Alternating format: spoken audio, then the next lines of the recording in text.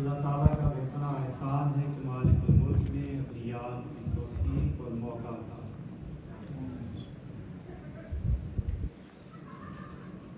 حاضرین محترم، یہ محفل اللہ کے ذکر کی محفل ہے اور اسی غرض و غائب کے لیے ہم سب لوگ یہاں جمع ہوتے ہیں۔ اللہ کا ذکر ایک عظیم دولت اور ایک عظیم انعام ہے کہ جو اللہ تعالیٰ صرف اور صرف اپنے مقبول بندوں کو عطا فرماتا ہے۔ آج کی اس مادہ پرست دنیا میں جہاں مادی چیزوں کا اتنا زور ہے، دنیا کی طرف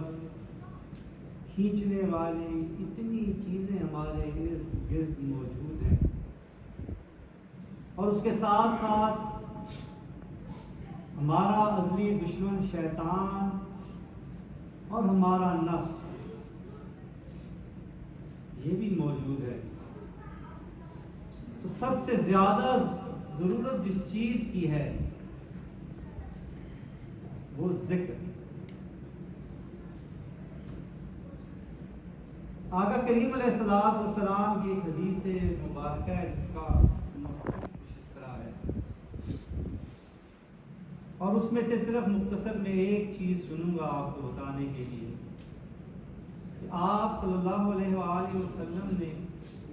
ان 5 چیزوں کا ذکر کیا جو حضرت یحییٰ علیہ السلام کو اللہ تعالیٰ نے عطا فرمائی، اور ان کے عمل کرنے کا اور ان کی تبلیغ کرنے کا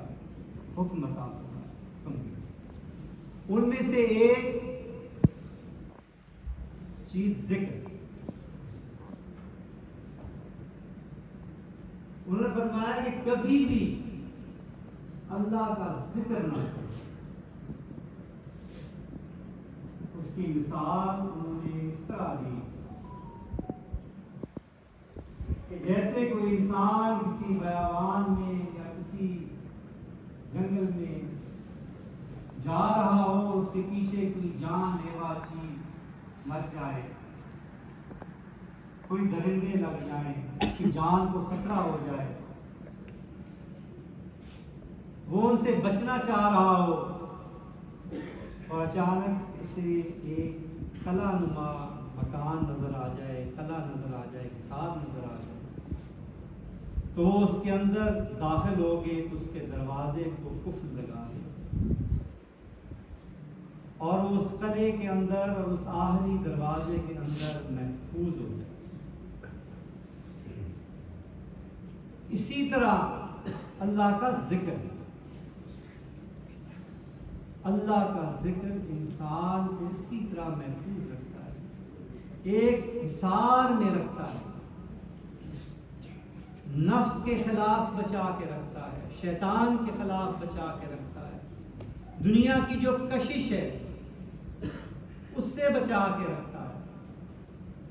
اور ہر وقت اپنے رب کی طرف متوجہ رکھتا ہے۔ حاضرین محترم، اور میرا رب اتنا مہربان ہے کہ وہ ہر اس شخص کی طرف متوجہ ہوتا ہے کہ جو اپنے رب کی طرف متوجہ ہوتا ہے۔ میرا رب اتنا مہربان ہے کہ میرے آقا نے ہمیں بتایا ہے کہ ہمارا رب ہر اس بندے کا ذکر کرتا ہے جو اس کا ذکر کرتا ہے، جو تنہائی میں اس کا ذکر کرتا ہے، وہ تنہا اس کا ذکر کرتا ہے، جو محفل میں اس کا ذکر کرتا ہے، اس سے بہتر محفل میں ہمارا رب اپنے اس بندے کا ذکر کرتا ہے۔ یعنی ذکر جو ہے وہ ایک ایسا کنیکشن ہے اپنے رب کے ساتھ، مالک الملک کے ساتھ، ایک ایسا رابطہ ہے کہ جو انسان کو تمام مشکلات سے بچا کے رکھتا ہے۔ اور اس کی حقیقت صرف وہی لوگ جانتے ہیں جو ذکر کرنے والے ہیں. شاید دوسرے لوگ اس حقیقت کو نہ سمجھ سکیں، انہیں کوئی اوپر کی بات لگے، ان کے سروں کے اوپر سے گزر جائے. لیکن جو ذکر کرنے والے ہیں، آپ کبھی انہیں دیکھیں وہ کبھی ذکر نہیں چھوڑتے. کیوں؟ اس لیے کہ انہیں اس کی قدر و قیمت کا احساس ہوتا ہے. اور رب کی توجہ کتنی قیمتی چیز ہے کہ حاضرین محترم، اللہ تعالیٰ کی ذات کائنات کے تمام خزانوں کی خالق بھی ہے اور مالک بھی ہے. وہ مسبب الاسباب ہے، وہ جو چاہے کر سکتا ہے، وہ قادر مطلق. اگر آپ کا یہ یقین ہے، پختہ یقین ہے، تو پھر اگر آپ کو اس مالک الملک کی توجہ بھی حاصل ہو جائے اور وہ مالک الملک آپ کو یاد کر رہا ہو، تو آپ سوچیں کہ دنیا کی ایسی کون سی چیز ہے جو آپ کے لیے رکاوٹ بن سکتی ہے، آپ کو تکلیف دے سکتی ہے.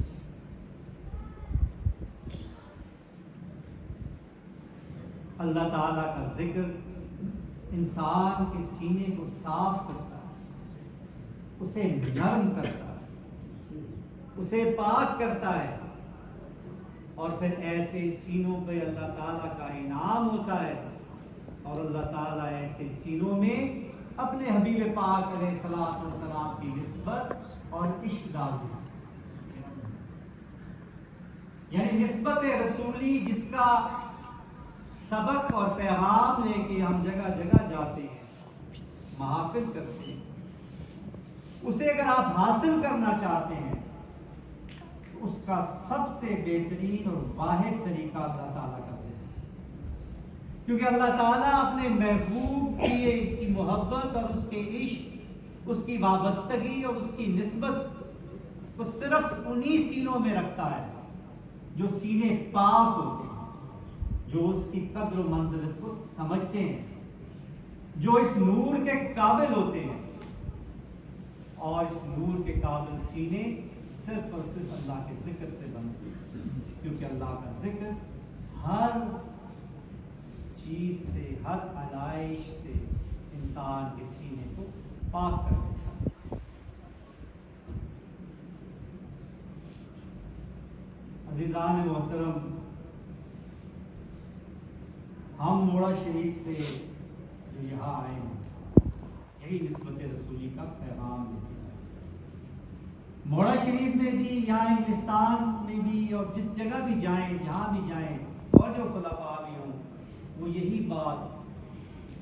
بار بار دہراتے ہیں اور بتاتے ہیں کہ آج کی دنیا میں اگر آپ کو، مسلمانوں کو،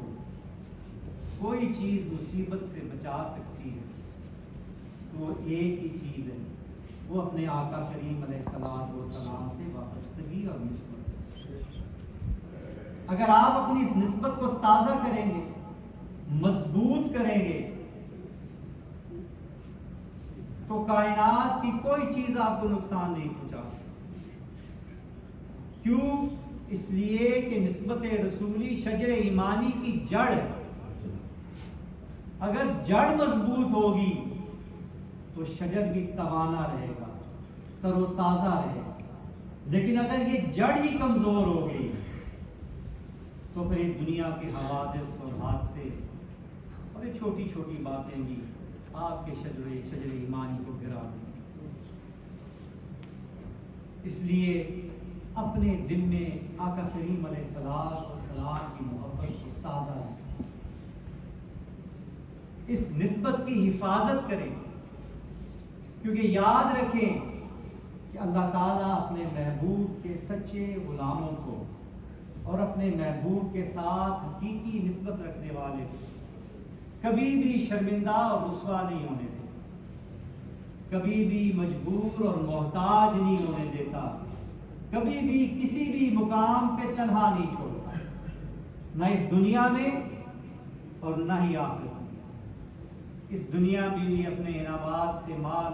فرماتا ہے، عزت، شرم، پردے اور وقار کے ساتھ اپنی بندگی اور اپنے حبیب کی غلامی میں اس زندگی کے سفر کو تمام کرنے کی توفیق عطا فرماتا ہے، اور قیامت والے دن اپنے حبیب پاک علیہ السلام کی شفاعت سے بہرہ مند فرما کے اپنی بنائی ہوئی جنت میں داخل۔ اسی لیے اسی غرض و غائب کے لیے ہماری یہ محفل منعقد ہوتی ہے، ذکر، اور بار بار یہ ہم ہر محفل میں یہ دہراتے بھی ہیں کہ جب اللہ کا ذکر ہوا کرے تو بہت توجہ کے ساتھ کیا کرے، بہت عاجزی کے ساتھ کیا کرے۔ آپ یہ ذہن میں رکھا کریں کہ آپ اس کی طرف متوجہ ہیں، وہ آپ کی طرف متوجہ ہے، گویا کہ آپ مالک الملک کے سامنے پیش ہیں، اس کے دربار میں ہیں، یہ تصور کیا جائے۔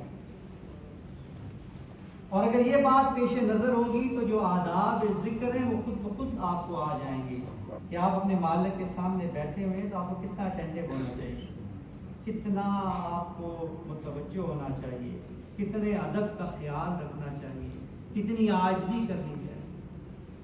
آپ دیکھیں نا، آپ دنیا کے کوئی بڑے بڑے لوگ جو ہوتے ہیں صاحبان اقتدار، یا آپ جہاں جاب کرتے ہیں، آپ کی کوئی کمپنی ہو، اس کا کوئی باس ہو،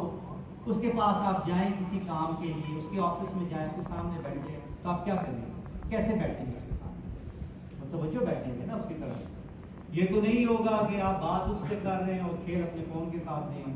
یا بات اس سے کر رہے ہو، دیکھ دائیں بائیں نہیں ہو، یا بات کرتے کرتے اٹھ کے کمرہ چھوڑ کے باہر چلے جائیں، ایسا تو نہیں ہوگا۔ جب آپ ایک چھوٹے سے دنیاوی افسر کے سامنے اور اپنے باس کے سامنے ایسی حرکت نہیں کر سکتے تو پھر سوچیں کہ جب آپ مالک الملک کے دربار میں پیش،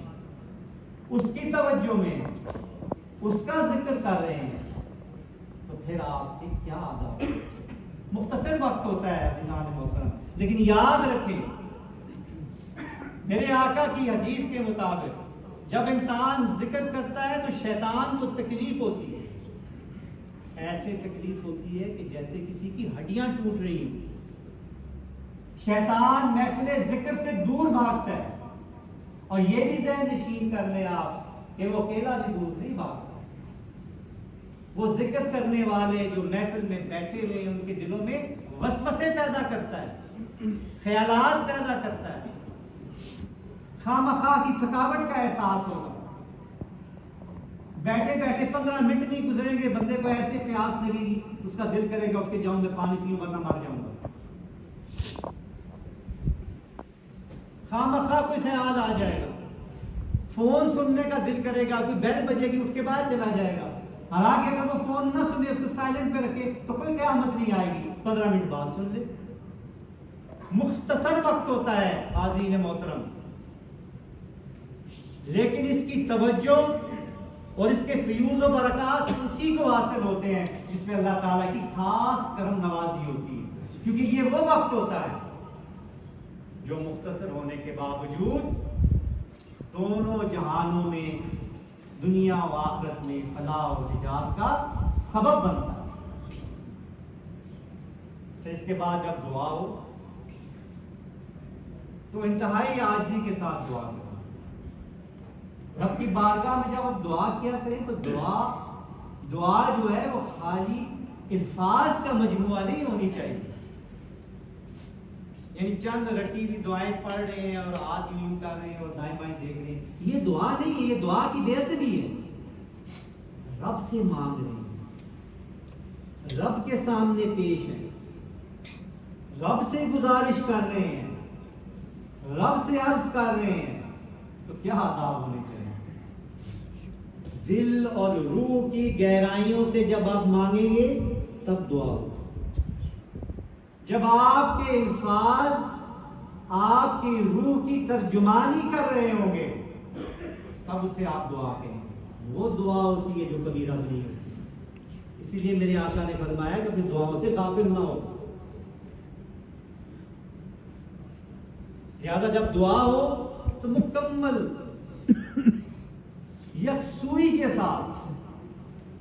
ذکر کے بعد دعا ہو، مکمل یکسوئی کے ساتھ اپنے رب کی بارگاہ میں عرضیاں پیش کریں، اس یقین کامل کے ساتھ کہ میرا رب کائنات کے تمام خزانوں کا خالق اور مالک قادر مطلق، وہ میرے دلوں کے بھید جانتا ہے، میری ضرورت میرے سے زیادہ اس کو معلوم ہے، میں جس سے گڑ گڑا کر مانگ رہا ہوں اس جیسا سخی کوئی نہیں، وہ تو خود کہتا ہے مجھ سے مانگو میں عطا کروں گا، تو لہٰذا وہ ضرور مجھے دے گا۔ اگر اس کے دربار سے نہ ملا تو پھر کہاں سے ملے گا؟ اس کے دربار میں تو کسی چیز کی کمی نہیں، یقین کامل رکھ کے مانگیں، عاجزی سے مانگیں، متوجہ ہو کے مانگیں۔ اور جیسے میں نے آپ کو پہلے آپ کو بہت ساری مثال دی، کوئی اپلیکیشن لے کے آپ اس کے آفس میں جائیں کہ مجھے یہ چیز چاہیے، تو آپ کیا کریں گے؟ ادب کے ساتھ، طریقے کے ساتھ، تعظیم کے ساتھ۔ اب یہ باتیں ذہن میں رکھ کے اللہ کا ذکر کریں گے اور انتہائی توجہ کے ساتھ سب سے شامل و مختصر وقت ہوگا، لیکن آپ کی توجہ اس میں بہت ضروری ہے۔ بسم اللہ الرحمن